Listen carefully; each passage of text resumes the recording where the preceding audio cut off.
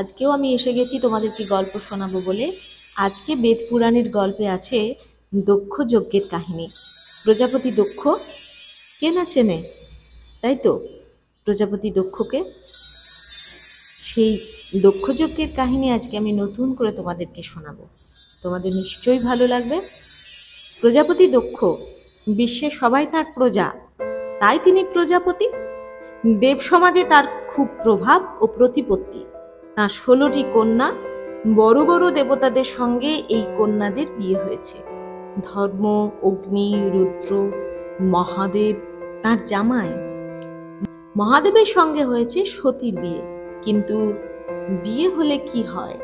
মহাদেবকে তিনি দু চোখে দেখতে পারেন না, একসঙ্গে বসতেও তার ঘৃণা। এই ঘৃণার কারণ আছে। দক্ষ হলেন প্রজাপতি, তার মান আছে, সম্মান আছে, কিন্তু মহাদেবের জন্য দেব সমাজে তার লজ্জায় মাথা কাটা যায়। মহাদেবের না আছে চাল, না আছে চুলো। বড় বড় দেবতাদের সঙ্গে তার মিল নেই। তিনি একেবারে উদাসী, সর্বত্যাগী ভোলানাথ। শুধু বাঘছাল পরে শ্মশানে শ্মশানে ঘুরে বেড়ান। যাদের কোনো কাজ নেই, কর্ম নেই, ভবঘুরে সংসারের আবর্জনা, ছোট লোক, ভূত প্রেতের দল, তারাই হলো মহাদেবের সাথী। তাদের দলে ভিড়ে তিনিও হয়েছেন নেশাখোর। এই দলে মিশে তিনি যেখানে সেখানে ঘুরে বেড়ান, ধুলো ছাই গায়ে মাখেন। দক্ষের এতে অপমান হয়। রাজার জামাই কেন ভিখারির মতো থাকবে? কেন যার তার সঙ্গে ঘুরে বেড়াবে? যে তাঁরই পরম আদরের ছোট মেয়ে, এটা যেন তিনি একেবারেই ভুলে গেছেন। শুধু তাই নয়, এতেও তার মনের জ্বালা মেটে না। দক্ষ যখন তখন প্রকাশ্যে অপমান করেন মহাদেবকে। যে সভায় মহাদেব থাকেন, দক্ষ সেখানে যেতে চান না, আর গেলেও কোনো কথাবার্তা হয় না। মহাদেব কিন্তু কিছু বলেন না, তিনি সব অপমান নীরবে সহ্য করেন। দক্ষের ভৎসনা গায়ে মাখেন না। মহাদেবের অপর নাম শিব। শিব বিশ্বের সকলের কল্যাণ কামনা করেন, সুতরাং দক্ষের উপর মহাদেবের রুষ্ট হওয়া চলে না। এইভাবে দিন যায়, মহাদেব আর দক্ষের বিরোধ বাড়তেই থাকে। দক্ষ একবার বৃহস্পতি যজ্ঞ করেন। দেবতারা সকলেই নিমন্ত্রিত হলেন যজ্ঞ সভায়। কেবলমাত্র নিমন্ত্রণ করা হয়নি মহাদেবকে আর সতীকে। শিবহীন যজ্ঞের কথা কেউ কল্পনা করতে পারে না, তা সম্ভবও না। তবু দক্ষের জেদ, মহাদেবকে নিমন্ত্রণ করা হবে না, সতীকেও নয়। কেউ তারা আসতে পারবেন না যজ্ঞ সভায়। ব্রহ্মা আর বিষ্ণু অনেক বোঝালেন দক্ষকে, অনুরোধ করলেন মহাদেবকে নিমন্ত্রণ করতে, কিন্তু কিছুতেই কিছু হলো না। শিবকে নিমন্ত্রণ করতে দক্ষ কোনো মতেই রাজি হলেন না। ক্রমে কথাটা কানে উঠল সতীর। অনেক দিন তিনি বাপের বাড়ি যাননি, অনেক দিন তিনি দেখেননি বাবা মা দিদিদের। দিদিরা আসবেন, কত আত্মীয় স্বজন আসবে, কত আমোদ আহ্লাদ হবে। কেবল সতী কি এই উৎসব থেকে দূরে সরে থাকবে? সতী মহাদেবকে বললেন নিজের মনের কথা। তিনি বাপের বাড়ি যাওয়ার জন্য বায়না ধরলেন। মহাদেব বললেন, সতী, আমাদের তো নিমন্ত্রণ হয়নি, তুমি কেমন করে যাবে বিনা নিমন্ত্রণে? তোমার বাবা আমাদের অপমান করতে পারেন। সতী বললেন, যেতে বলেননি, যেতে বলেননি বলে আমি বাপের বাড়ি যাব না? আমি যাব, আপনিও যাবেন আমার সঙ্গে। আপনার আবার মান অপমান কি? নিন্দা, প্রশংসা, পুরস্কার, তিরস্কার আপনার কাছে তো তুল্য মূল্য। মহাদেব বললেন, তা হয় না। তোমার বাবা আমাকে অপমান করেন, আমাকে দেখতে পারেন না, আমার সেখানে যাওয়া উচিত নয়। হয়তো তোমার সামনেই আমার নিন্দে করবেন। সতী বললেন, আপনি একবার জগতের কল্যাণের জন্য বিষ কণ্ঠে ধারণ করেছিলেন, তাই আপনার আর এক নাম নীলকণ্ঠ। বাবা ভুল করে যদি আপনাকে অপমান করেন, তার কল্যাণ কামনা কি আপনি করবেন না? করবেন না কি তাকে ক্ষমা? সতীর কথা শুনে মহাদেব হাসলেন, বললেন, সতী, তুমি যাও। বন্ধুর কাছে, পতির কাছে, শ্বশুরের কাছে আর পিতার কাছে বিনা নিমন্ত্রণেও যাওয়া চলে। সুতরাং আমি অনুমতি দিচ্ছি, তুমি যাও।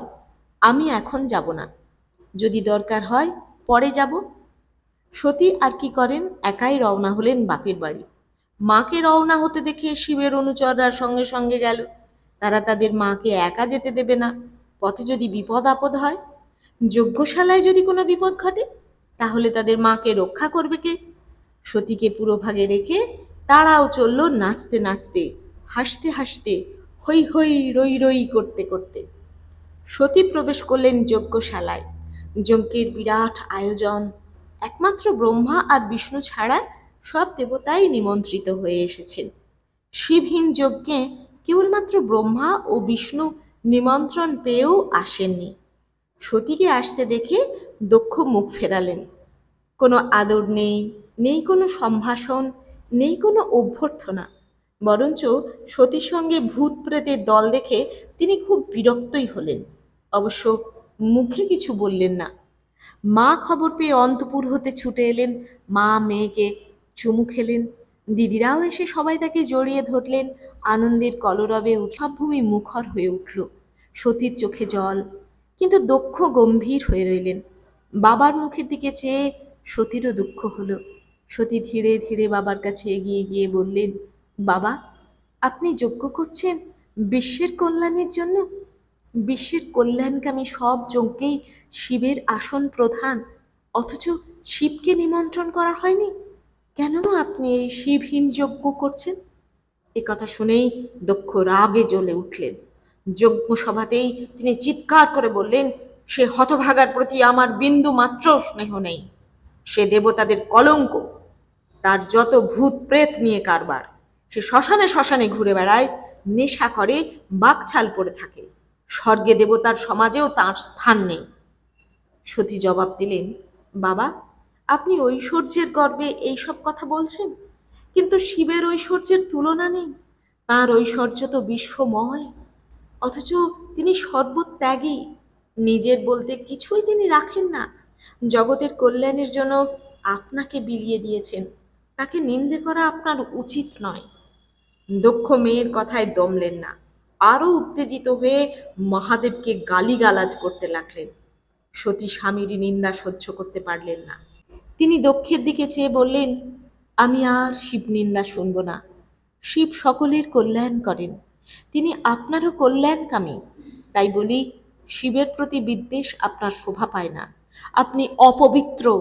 আপনার অঙ্গ থেকে আমার এ দেহ, সুতরাং এ দেহও অশুচি। আমি এ দেহ ত্যাগ করব। এই কথা বলে সতী যোগাসনে বসে দেহ ত্যাগ করলেন। যজ্ঞসভায় সকল আনন্দ মুহূর্তে বিষাদে পরিণত হলো। যজ্ঞসভায় ঔজ্জ্বল্য ম্লান হয়ে গেল। সতীর দেহত্যাগে যজ্ঞসভায় শোকের কালিমায় দীপ্তি হারালো। একটা অনিশ্চিত আশঙ্কায় সকলে উদ্বিগ্ন হয়ে উঠল। ঝড়ের পূর্ব লক্ষণের মতো সমগ্র সভায় যেন একটা থমথমে ভাব। ব্যাপার দেখে দেবশ্রী নারদ আগেই সরে পড়েছেন। যারা বুদ্ধিমান তারাও ক্রমে ক্রমে সরে পড়তে লাগলো। কারণ ওদের চলে যাওয়ায় সকলেই বুঝেছে মহাদেবের কানে সতীর মৃত্যু খবর পৌঁছতে আর বিন্দুমাত্র বিলম্ব হবে না। মা সতীকে দেহত্যাগ করতে দেখে ভূত প্রেতের দল ক্ষেপে উঠল। তারা যজ্ঞশালায় ঢুকে পড়ল, কিন্তু মার খেয়ে পালিয়ে আসতে হলো তাদের। এদিকে দেবর্ষি নারদ সবিস্তারে মহাদেবকে সতীর মৃত্যুর কথা শোনালেন দক্ষের অপমানের কথা। তারপরে তার কাছে খবর এলো তার অনুচরদের প্রতি পীড়নের কথা। মহাদেব ক্রুদ্ধ হলেন।